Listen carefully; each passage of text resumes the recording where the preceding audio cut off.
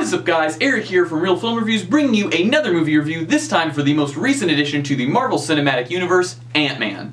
Ant-Man is directed by Peyton Reed, stars Paul Rudd, Michael Douglas, Corey Stoll, and Evangeline Lilly. The general storyline of Ant-Man is Michael Douglas plays Hank Pym, who was a scientist back in the 80s who created a particle that allows the separation of atoms to allow things to shrink. So basically, he hid this because he didn't want S.H.I.E.L.D. to use it for a weapon or to use it to take over the world or something. So he quits his job and kind of becomes this hermit. Now, he still has his own corporation going, and he hires Corey Stoll, who plays a character named Darren Cross, who is using his life's work, basically, to try to figure out the Pym particle to shrink things and keep them stable so he can create a weapon called the Yellow Jacket. Evangeline Lilly plays Hank Pym's daughter, who is a head at the Pym Industries. She's a head at the Science Corporation, and her job basically is to keep an eye on Cross for her dad to make sure he doesn't figure out how the particle works. And then we have Paul Rudd, who plays Scott Lang, who's basically an ex-con who is a master cat burglar, and he falls into the storyline for reasons I do not want to spoil. Ant-Man is a ton of fun. I went into this movie with medium expectations. Ever since Guardians of the Galaxy, I kind of can trust Marvel with whatever. They were able to make that work beautifully, so when this came up, I figured they'd be able to do it. This character has a ton of core material that they can go off of. Ant-Man is actually one of the original Avengers in the comics. In this, they make him out like a retired hero who then brings another character in to take over the suit, which is a cool idea, and that does happen in the comics. Scott Lang is a character that does become the Ant-Man.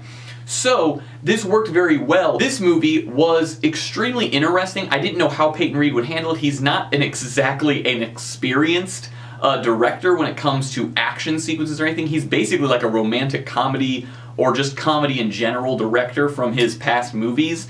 So I was intrigued to see what he'd do ever since Edgar Wright left, because Joss Whedon said that Edgar Wright's script is the best script we've ever had for a Marvel movie. And I don't know if I'd agree it's the best, but then again, I don't know if they changed it after Edgar Wright left.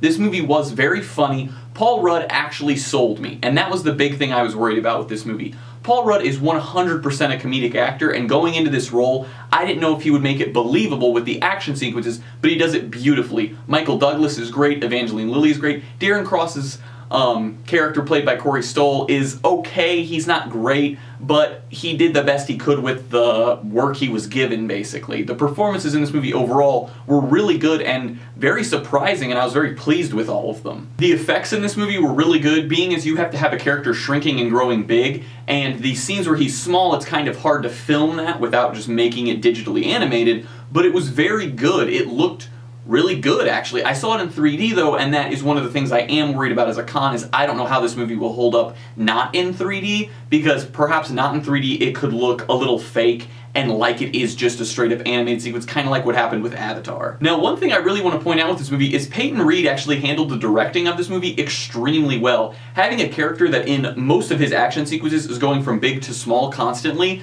to kind of dodge things or to get the momentum to drop a heavier punch, he actually handled it really well, because it could have gotten really jarring and disorienting if he would have done it poorly, but in this, he knew when to zoom in to show us him small and when to leave it to where we just know he went small and came back big, or however he wanted to. It actually worked really well, and the action sequences were extremely fun because of it, because watching a character shrink from small to big all throughout fights is actually a really cool concept, and it looked really good in the movie and made the action sequences super interesting and like nothing we'd really ever seen before. Now, the performances by Paul Rudd and Michael Douglas are probably my favorite thing that this whole movie has to offer, but besides the performances, my favorite thing about the movie in general is the fact that it's a heist movie. Kind of how they did with Captain America 2, they made that like a spy espionage film. With this, they decided to take another genre of film and turn it into a Marvel movie, but still keep that Marveliness to it. It just added in this new genre that added something we'd never seen before for a hero to be doing, and in this case, it's like a heist movie of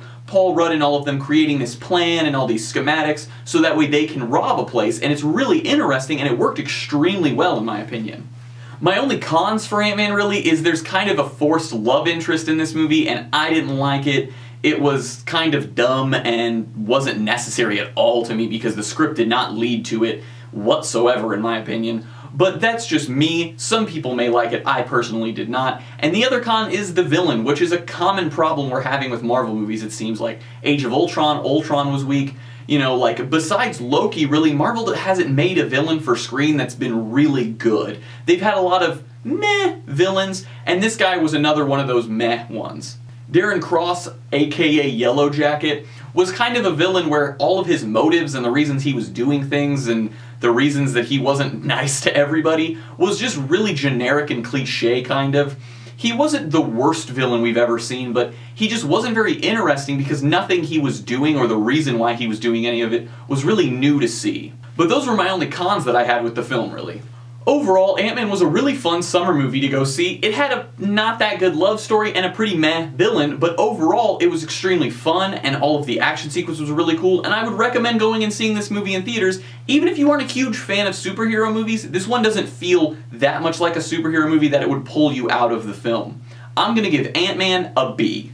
This wasn't a perfect movie, but it was ambitious in the sense that they tried to make it a heist film, the performances were really good, and the movie itself was just a really fun, summery action movie that I can recommend for people to go see in theaters if you want to just have a good time. Well guys, as always, I'm Eric. If you enjoyed, please do like, subscribe, comment down below what you thought of Ant-Man, and check out everything we do here on Real Film Reviews, and I hope to see you guys later.